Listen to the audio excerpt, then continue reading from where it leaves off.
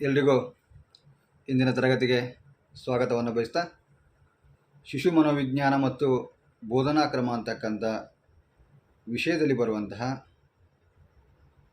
ಬೆಳವಣಿಗೆ ಮತ್ತು ವಿಕಾಸ ಅಂತಕ್ಕಂಥ ಪರಿಕಲ್ಪನೆಯನ್ನು ತೆಗೆದುಕೊಂಡಾಗ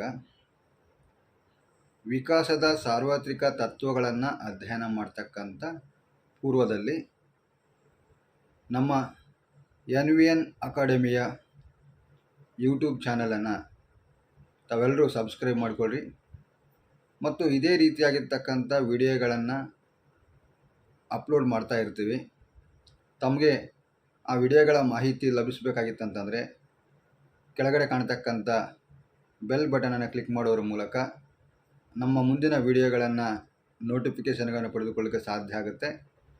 ಹಾಗಾಗಿ ಎಲ್ಲರೂ ಈ ಒಂದು ಚಾನಲನ್ನು ಸಬ್ಸ್ಕ್ರೈಬ್ ಮಾಡಿಕೊಂಡು ಕೆಳಗಿರ್ತಕ್ಕಂಥ ಬೆಲ್ ಬಟನ್ನ ಕ್ಲಿಕ್ ಮಾಡಿದರೆ ನಿಮಗೆ ನೋಟಿಫಿಕೇಷನ್ ಅಂತಕ್ಕಂಥದ್ದು ಬರ್ತದೆ ಅಂತ ಮಾತನ್ನು ಹೇಳ್ತಾ, ವಿಕಾಸದ ಸಾರ್ವತ್ರಿಕ ತತ್ವಗಳನ್ನು ಅಧ್ಯಯನ ಮಾಡ್ತಕ್ಕಂಥ ಸಂದರ್ಭದಲ್ಲಿ ಇದು ಕೇವಲ ಥಿಯರಿಟಿಕಲ್ ಆಗಿರ್ತಕ್ಕಂಥ ಒಂದು ಕಾನ್ಸೆಪ್ಟ್ ಅಂತೂ ತೆಗೆದುಕೊಳ್ಳದೆ ನಮಗೆ ಮುಂಬರ್ತಕ್ಕಂಥ ಸ್ಪರ್ಧಾತ್ಮಕ ಪರೀಕ್ಷೆಗಳಲ್ಲಿ ಬಹಳಷ್ಟು ಮಹತ್ವಪೂರ್ಣವಾಗಿರ್ತಕ್ಕಂಥ ಕಾನ್ಸೆಪ್ಟ್ ಅಂತ ಕೇಳಿದಾಗ ಅದು ವಿಕಾಸದ ಸಾರ್ವತ್ರಿಕ ತತ್ವಗಳು ಅಂತ ಕರೀತಾರೆ.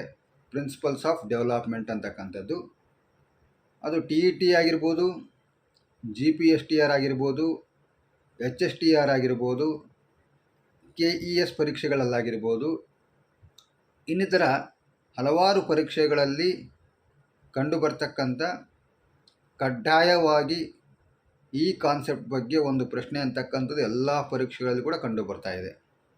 ಅದರಲ್ಲೂ TET ಪರೀಕ್ಷೆಯಲ್ಲಿ ತೆಗೆದುಕೊಂಡಾಗ 2014ರಿಂದ 2024ರವರೆಗೆ ನಡೆದಿರ್ತಕ್ಕಂಥ ಪರೀಕ್ಷೆಗಳಲ್ಲಿ ಈ ವಿಕಾಸದ ಸಾರ್ವತ್ರಿಕ ತತ್ವಗಳ ಬಗ್ಗೆ ಕಡ್ಡಾಯವಾಗಿ ಒಂದು ಪ್ರಶ್ನೆ ಅಂತಕ್ಕಂಥದ್ದು ಪ್ರತಿ ಪರೀಕ್ಷೆಯಲ್ಲಿ ಕೂಡ ಕೇಳಿರ್ತಕ್ಕಂಥ ಅಂಶವನ್ನು ನಾವು ಗಮನಿಸಬೇಕಾಗುತ್ತೆ. ಹಾಗಾಗಿ ವಿಕಾಸದ ಸಾರ್ವತ್ರಿಕ ತತ್ವಗಳು ಅಂತಕ್ಕಂಥ ಬಹಳಷ್ಟು ಪ್ರಮುಖವಾಗಿರ್ತಕ್ಕಂಥ ಪರಿಕಲ್ಪನೆಯಾಗಿದ್ದು, ಈ ವಿಕಾಸದ ಸಾರ್ವತ್ರಿಕ ತತ್ವಗಳ ಬಗ್ಗೆ ಅಧ್ಯಯನ ಮಾಡ್ತಕ್ಕಂಥ ಸಂದರ್ಭದಲ್ಲಿ ಬೆಳವಣಿಗೆ ಮತ್ತು ವಿಕಾಸ ಅಂತಕ್ಕಂಥ ಎರಡು ಪರಿಕಲ್ಪನೆಗಳ ಬಗ್ಗೆ ಸ್ವಲ್ಪ ಸಂಕ್ಷಿಪ್ತವಾಗಿರ್ತಕ್ಕಂಥ ಮಾಹಿತಿ ನಾವು ಇಲ್ಲಿ ಪಡೆದುಕೊಳ್ಬೇಕಾಗತ್ತೆ. ಬೆಳವಣಿಗೆ ಅಂತಕ್ಕಂಥದ್ದು ಪರಿಮಾಣಾತ್ಮಕವಾಗಿರ್ತಕ್ಕಂಥ ಬದಲಾವಣೆ ಅಂತ ಕರಿತೀವಿ. ವಿಕಾಸ ಅಂತಕ್ಕಂಥದ್ದು ಗುಣಾತ್ಮಕವಾಗಿರ್ತಕ್ಕಂಥ ಬದಲಾವಣೆ ಅಂತ ಕರಿತೀವಿ. ಇಂಥ ಬೆಳವಣಿಗೆ ಮತ್ತು ವಿಕಾಸ ಅಂತಕ್ಕಂಥವು ಎಲ್ಲ ಪ್ರಾಣಿಗಳಲ್ಲಿ ಕೂಡ ಕಂಡು ಬರ್ತಾ ಇದೆ. ಆದರೆ ವ್ಯಕ್ತಿಯಿಂದ ವ್ಯಕ್ತಿಗೆ ಭಿನ್ನತೆಯನ್ನು ಈ ಬೆಳವಣಿಗೆ ಮತ್ತು ವಿಕಾಸ ಅಂತಕ್ಕಂಥ ಪರಿಕಲ್ಪನೆಗಳು ಒಳಗೊಂಡಿರ್ತವೆ ಅಂತಕ್ಕಂಥ ಅಂಶವನ್ನು ನಾವು ಗಮನಿಸ್ತಾ ಇದ್ದೀವಿ. ಹಾಗಾಗಿ ಈ ಬೆಳವಣಿಗೆ ಮತ್ತು ವಿಕಾಸ ಅಂತಕ್ಕಂಥವು ಈ ರೀತಿಯಾಗಿರ್ತಕ್ಕಂಥ ವ್ಯತ್ಯಾಸಗಳು ಯಾಕೆ ಉಂಟಾದವು ಅಂತಕ್ಕಂಥ ಅಂಶವನ್ನು ನಾವು ತಿಳ್ಕೊಬೇಕಾಗಿತ್ತಂತಂದರೆ ಆ ಬೆಳವಣಿಗೆ ಮತ್ತು ವಿಕಾಸದ ಸಾರ್ವತ್ರಿಕ ತತ್ವಗಳ ಬಗ್ಗೆ ನಾವು ಅಧ್ಯಯನವನ್ನು ಮಾಡಬೇಕಾಗುತ್ತೆ. ಅಂತಹ ತತ್ವಗಳಲ್ಲಿ ಬರ್ತಕ್ಕಂಥ ಮೊದಲೇ ಅಂಶ ಅಂತ ಕೇಳಿದಾಗ ಬೆಳವಣಿಗೆ ಮತ್ತು ವಿಕಾಸ ಅಂತಕ್ಕಂಥ ಎರಡು ಅಂಶಗಳು ಅನುವಂಶೀಯತೆ ಮತ್ತು ಪರಿಸರಗಳ ಅನ್ಯೋನ್ಯ ಕ್ರಿಯೆಯ ಫಲಿತಾಂಶಗಳಾಗಿವೆ ಅಂತಕ್ಕಂಥ ಒಂದು ಅಂಶವನ್ನು ಇಲ್ಲಿ ಗಮನಿಸಬೇಕು. ಬೆಳವಣಿಗೆ ಆಗಿರ್ಬೋದು, ವಿಕಾಸ ಆಗಿರ್ಬೋದು, ಒಬ್ಬ ವ್ಯಕ್ತಿಯಿಂದ ಮತ್ತೊಬ್ಬ ವ್ಯಕ್ತಿಯಲ್ಲಿ ಯಾಕೆ ಭಿನ್ನತೆ ಅಂತಕ್ಕಂಥ ಕಂಡು ಬರ್ತಾ ಇದೆ ಅಂತಂದರೆ ಈ ಬೆಳವಣಿಗೆ ಮತ್ತು ವಿಕಾಸ ಅಂತಕ್ಕಂಥ ಎರಡು ಪರಿಕಲ್ಪನೆಗಳು ಅನುವಂಶೀಯತೆ ಮತ್ತು ಪರಿಸರದ ಪ್ರಭಾವಕ್ಕೆ ಒಳಪಡ್ತಾ ಇದ್ದಾವೆ. ಈ ಅನುವಂಶತೆ ಮತ್ತು ಪರಿಸರದ ಪ್ರಭಾವಕ್ಕೆ ಒಳಪಡುವುದರಿಂದ ವ್ಯಕ್ತಿಯಿಂದ ವ್ಯಕ್ತಿಯಲ್ಲಿ ಭಿನ್ನತೆ ಅಂತಕ್ಕಂಥ ಕಂಡು ಬರಲಿಕ್ಕೆ ಏನಾಗ್ತಾ ಇದೆ, ಸಾಧ್ಯ ಆಗ್ತಾ ಇದೆ.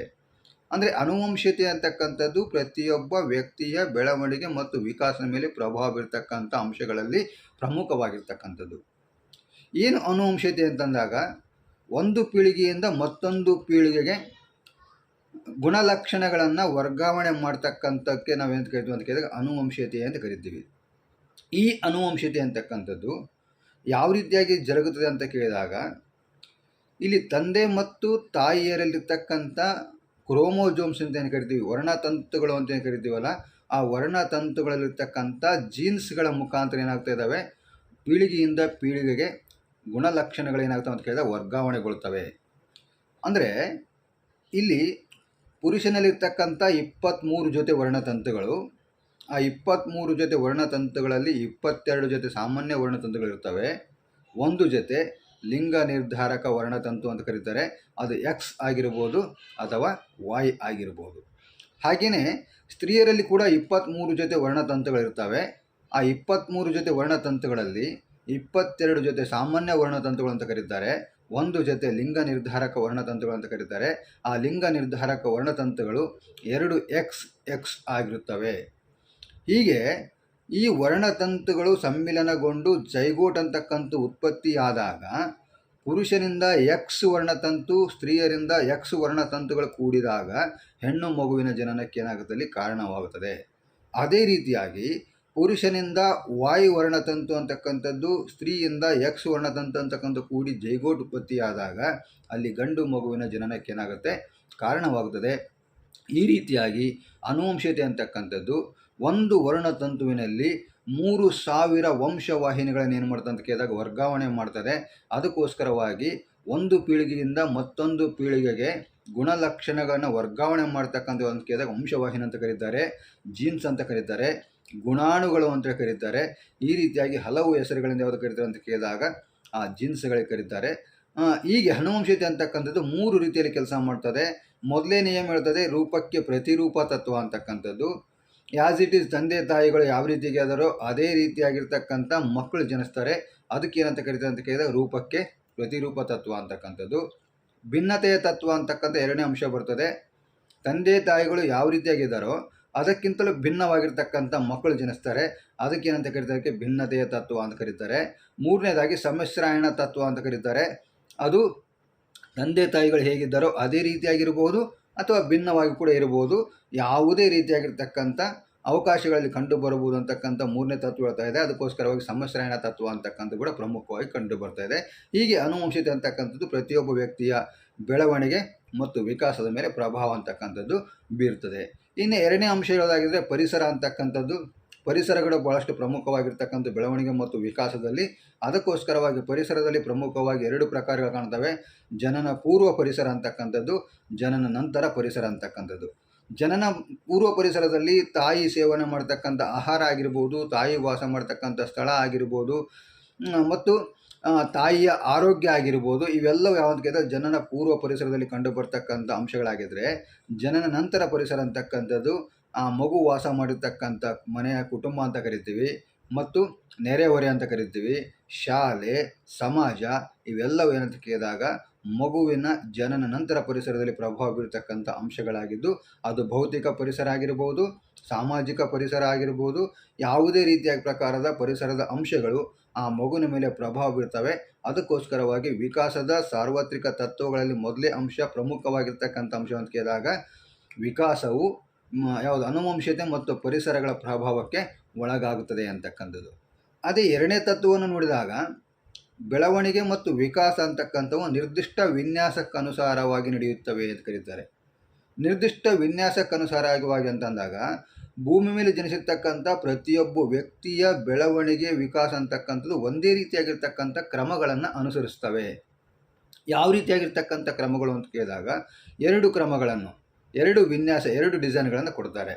ಮೊದಲೇ ವಿನ್ಯಾಸ ಅಂತ ಕೇಳಿದಾಗ ಶಿರೋಪಾದಾಭಿಮುಖ ತತ್ವ ಅಂತ ಕರೀತಾರೆ, ಅಂದರೆ ಸೆಫೆಲೋಕಾರ್ಡಲ್ ತತ್ವ ಅಂತ ಕರೀತಾರೆ. ಇದಕ್ಕೆ ಶಿರೋಪಾದಾಭಿಮುಖ ತತ್ವ ಅಂತಂದರೆ ಹುಟ್ಟಿರ್ತಕ್ಕಂಥ ಮಗುವಿನ ಬೆಳವಣಿಗೆ ಅಂತಕ್ಕಂಥದ್ದು ಶಿರದ ಭಾಗದಿಂದ ಆರಂಭವಾಗಿ ಅವನ ಪಾದದ ಕಡೆ ಸಾಗುತ್ತದೆ. ಇದಕ್ಕೇನಂತ ಕರೀತಾರೆ ಅಂತ ಶಿರೋಪಾದಾಭಿಮುಖ ತತ್ವ ಅಂತ ಕರೀತಾರೆ. ಪ್ರತಿಯೊಬ್ಬ ವ್ಯಕ್ತಿಯ ಬೆಳವಣಿಗೆ ಅಂತಕ್ಕಂಥದ್ದು ಇದೇ ಕ್ರಮಕ್ಕನುಸಾರವಾಗಿ ನಡೀತದೆ ಅಂತಕ್ಕಂಥ ಗಮನಿಸಬೇಕು. ಈ ಶಿರೋಪಾದಾಭಿಮುಖ ಪರಿಕಲ್ಪನೆ ಅಂತಕ್ಕಂಥ ಬಹಳಷ್ಟು ಪ್ರಮುಖವಾಗಿರ್ತಕ್ಕಂಥದ್ದು. ಇದರ ಬಗ್ಗೆ ಎಲ್ಲ ಪರೀಕ್ಷೆಗಳಲ್ಲಿ ಕೂಡ ಏನಾಗಿದೆ, ಪ್ರಶ್ನೆಗಳು ಬಂದಿದ್ದಾವೆ. ಅದಕ್ಕೋಸ್ಕರವಾಗಿ ಶಿರೋಪಾದಾಭಿಮುಖ ತತ್ವದ ಬಗ್ಗೆ ನಾವು ಫೋಕಸ್ ಮಾಡಬೇಕಾಗಿರ್ತಕ್ಕಂಥ ಅವಶ್ಯಕವಾಗಿದೆ. ಇನ್ನು 2ನೇ ವಿನ್ಯಾಸ ಅಂತ ಕೇಳಿದಾಗ ಕೇಂದ್ರ ಪರದಿ ಅಭಿಮುಖ ತತ್ವ ಅಂತ ಕರೀತಾರೆ, ಪ್ರಾಕ್ಸಿಮಾ ಡಿಸ್ಟಲ್ ಪ್ರಿನ್ಸಿಪಲ್ ಅಂತಕ್ಕಂಥದ್ದು.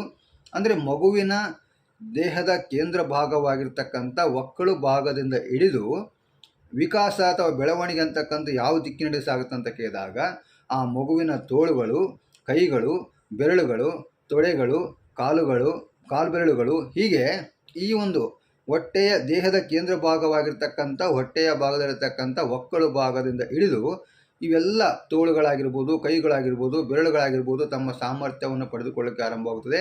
ಅಂದರೆ ಬೆಳವಣಿಗೆ ಅಂತಕ್ಕಂಥ ಆರಂಭವಾಗೋದು ದೇಹದ ಕೇಂದ್ರ ಭಾಗವಾಗಿರ್ತಕ್ಕಂಥ ಹೊಟ್ಟೆಯ ಭಾಗದಿಂದ ತೋಳುಗಳ ಕಡೆ, ಕಾಲುಗಳ ಕಡೆ, ಕೈಗಳ ಕಡೆಗೆ ಬೆಳವಣಿಗೆ ಅಂತಕ್ಕಂಥ ಸಾಗುತ್ತದೆ.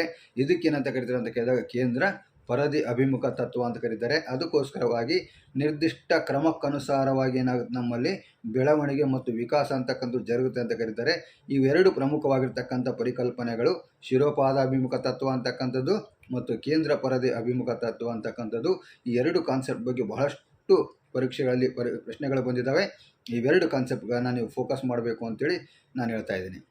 ಇನ್ನು ಮೂರನೇ ತತ್ವ ಬಂದು ವಿಕಾಸವು ನಿರಂತರವಾಗಿರ್ತಕ್ಕಂಥ ಕ್ರಿಯೆಯಾಗಿದೆ. ಇದು ಜೀವನ ಪರ್ಯಂತ ನಡೀತಕ್ಕಂಥ ಕ್ರಿಯೆ. ಒಬ್ಬ ವ್ಯಕ್ತಿ ಹುಟ್ಟಿದಾಗಿನಿಂದ ಹಿಡಿದು ಅವನ ಸಾಯುವವರೆಗೂ ನಿರಂತರವಾಗಿ ವಿಕಾಸ ಅಂತಕ್ಕಂಥದ್ದು ಅವನಲ್ಲಿ ಕಂಡು ಬರ್ತದೆ. ಅದಕ್ಕೋಸ್ಕರವಾಗಿ ವಿಕಾಸ ಅಂತಕ್ಕಂಥದ್ದು ನಿರಂತರವಾಗಿರ್ತಕ್ಕಂಥ ಪ್ರಕ್ರಿಯೆ ಅಂತಕ್ಕಂಥದ್ದು ನಾವಿಲ್ಲಿ ಗಮನಿಸಬೇಕಾಗುತ್ತೆ. ಇನ್ನು ನಾಲ್ಕನೇ ತತ್ವ ಬಂದು ವಿಕಾಸವು ಸಾಮಾನ್ಯತೆಯಿಂದ ನಿರ್ದಿಷ್ಟತೆಯೆಡೆಗೆ ಸಾಗುತ್ತದೆ ಅಂತ ಕರೀತಾರೆ. ಯಾವಾಗಲೂ ಮೊದಲು ಮಾಡ್ತಕ್ಕಂಥ ಕಾರ್ಯಗಳು ಹೆಂಗಿರ್ತವೆ ಅಂತ ಕೇಳಿದಾಗ ಸಾಮಾನ್ಯವಾಗಿರ್ತವೆ. ನೆಕ್ಸ್ಟ್ ಅದೇನಾಗುತ್ತಪ್ಪ ಅಂತ ಕೇಳಿ ನಿರ್ದಿಷ್ಟತೆಯೆಡೆಗೆ ಸಾಗಲಿಕ್ಕೆ ಸಾಧ್ಯ ಆಗುತ್ತೆ. ಅದೇ ರೀತಿಯಾಗಿ ವಿಕಾಸ ಕೂಡ ಹೆಂಗಿರುತ್ತೆ ಅಂತ ಕೇಳಿದಾಗ ಸಾಮಾನ್ಯತೆಯಿಂದ ನಿರ್ದಿಷ್ಟತೆಯೆಡೆಗೆ ಸಾಗ್ತಕ್ಕಂಥ ಕ್ರಿಯೆ ಎಲ್ಲಿ ಕಂಡು ಬರ್ತದೆ ಅಂತ ಕೇಳಿದಾಗ ವಿಕಾಸದಲ್ಲಿ ಕಂಡು ಬರ್ತದೆ. ಮೊದಲು ಚಿಕ್ಕ ಚಿಕ್ಕ ವಿಷಯಗಳ ಬಗ್ಗೆ ಏನಾಗುತ್ತೆ ಅಂತ ಕೇಳಿದಾಗ ಮಕ್ಕಳು ವಿಕಾಸವನ್ನು ಮಾಡಿಕೊಂಡ್ರೆ ನಂತರದಲ್ಲಿ ಆ ಮಗುವಿಗೆ ಸಾಮರ್ಥ್ಯ ಅಂತಕ್ಕಂಥ ಬಂದಾಗ ನಿರ್ದಿಷ್ಟವಾಗಿರ್ತಕ್ಕಂಥ ವಿಷಯಗಳ ಬಗ್ಗೆ ಏನು ಮಾಡ್ದಂಥ ವಿಕಾಸ ಅಂತಕ್ಕಂಥ ಮಾಡ್ಕೊಳ್ಳೋಕೆ ಸಾಧ್ಯ ಆಗುತ್ತೆ.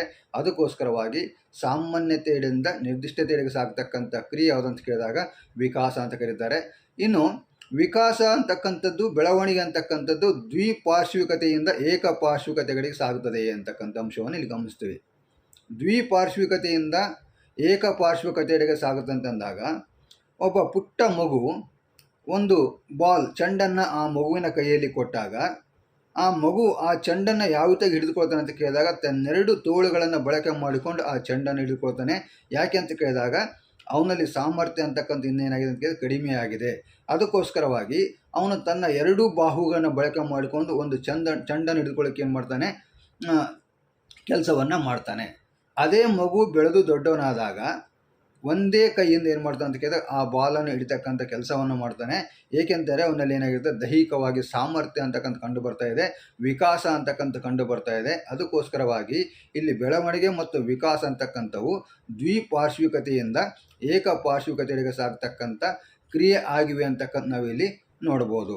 ಅದ್ರ ಜೊತೆಗೆ ವಿಕಾಸವು ವಿವಿಧ ಆಯಾಮಗಳೊಂದಿಗೆ ಅಂತರ್ ಸಂಬಂಧವನ್ನು ಒಳಗೊಂಡಿದೆ ಅಂತ ಕರೀತಾರೆ.